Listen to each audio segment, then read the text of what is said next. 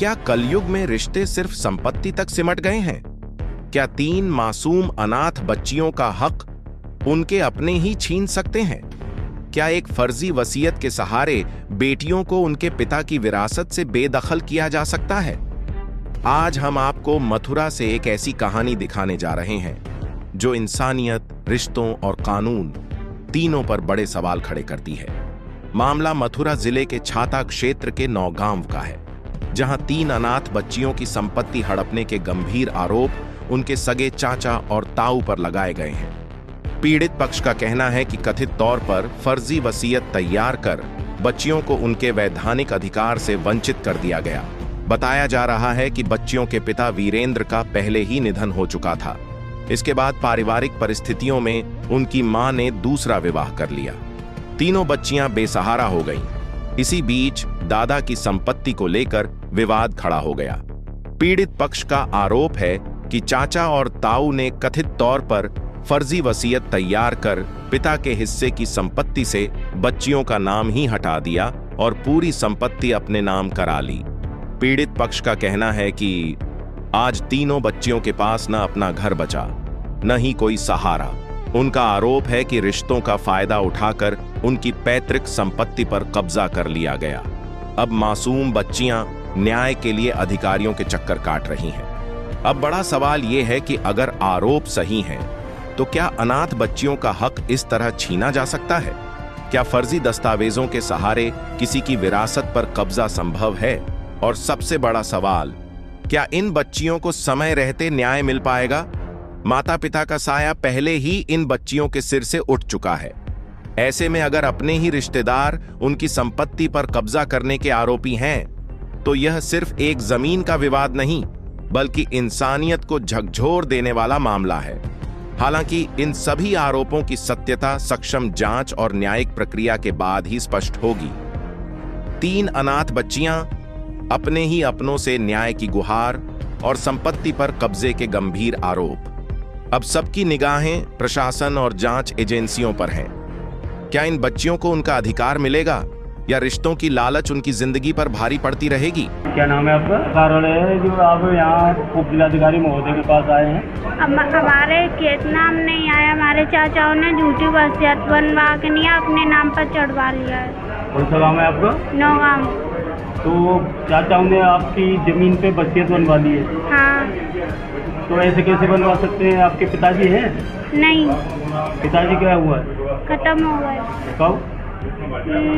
2018 में। अब आपकी कितनी उम्र है? मेरी अभी मैं 17 में लगी हूँ।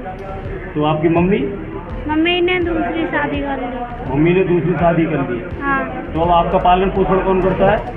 अभी फिलहाल मैं मम्मी के पास में आ गए। हम वहीं पे रहते थे, चाचाओं ने फिर वहाँ से भगा दिया, फिर हम मम्मी के पास में आ गए। अब मम्मी क्या कहती हैं आपकी? मम्मी यूँ कहती हैं, अब अपना कुछ दे दो, मैं नहीं रख पाऊँगी। तो आपकी कितनी जमीन है जो उन्होंने बैनामा कराई है? वो 7.5 बीघे है। 7 बीघे जमीन को आपके चाचा? 7.5 बीघे मतलब टोटल, और उसमें से 5 भाई थे हमारे पापा। 7.5 बीघे जमीन थी, उसमें 5 भाई थे आपके पापा। तो आपका 5वां हिस्सा है 7.5 बीघे में। हाँ। तो अब आपको जमीन नहीं मिल रही है? नहीं मिल रही है। और रहने के लिए घर? रहने के लिए भी नहीं है। रहने के लिए घर नहीं है? नहीं है। तो फिर आप कहाँ पे रहते हो?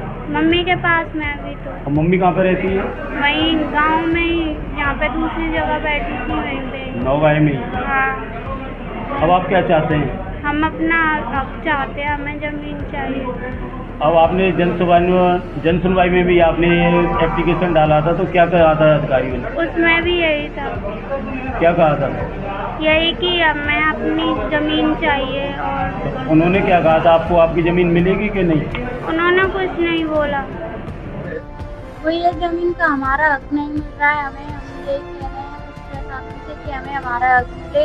हमारे चाचा ने हमारा हक छीन लिया है और हमें बेसहारा कर दिया गया है। कौन कौन है चाचा साहब? क्या नाम है? गणेश सिंह, बलवीर, सत्यपाल, महेश। उन्होंने आपको हक नहीं दिया? नहीं। अपने नाम दर्ज करा लिए जमीन? हाँ। अधिकारियों से ये बात बताइए आपने यहाँ पर? बताई, पर कोई सुनवाई नहीं कर रहा है। कब से पूरे कितने दिन हो गए? हमें तो बहुत टाइम हो गया, कई दिन से आ रहे हैं यहाँ पे भी, कई दिन से आए हैं। बहुत कई महीने हो गए हमें घूमते घूमते। क्या लगता है काम बनेगा, हो जाएगा? सब मना कर देते हैं कि नहीं हो पाएगा, क्योंकि उन्होंने झूठी वसीयत बनवा ली है और हम दादाजी के पास में ही रहते थे। दादाजी तो हमसे मना करके गए थे कि मैं बेटा कुछ भी नहीं करके गया हूँ, मैं मुझे लेके गए थे लेकिन मैं कुछ भी नहीं करके आया हूँ। कैसे हुआ? अब या तो उन्होंने धोखेधड़ी से अंगूठा लगवा लिया होगा दादाजी से। जीवन कैसे जिए? जीवन तो भगवान के सहारे है, हमें हमारा अधिकार मिल जाएगा, हमारा जीवन यापन हो जाएगा। एक बहन विकलांग? हाँ, एक बहन विकलांग। क्या नाम है तुम्हारा? करीना। दिव्यांग हो? हाँ पैर से? हाँ। क्या कहना चाह रही हो? मैं ये कहना चाह रही हूँ कि हमको हमारा हक मिलना चाहिए। अधिकार मिले, हक मिले आपको। हाँ, किसने दबा दिया आपका? हमारे चाचा ताऊ क्या नाम है उनका? बनेर सिंह, बलवीर, सत्यपाल, महेश। अब तुम लोगों ने उनसे बात नहीं की? बात की, वो नहीं कर देते हैं, बोलते हमारे पास है, तुम्हारा कुछ नहीं है। मना कर देते थे। फिर कहाँ जाओगे ऐसे में आप? अब ये तो अभी तो हम अपनी मम्मी के पास हैं।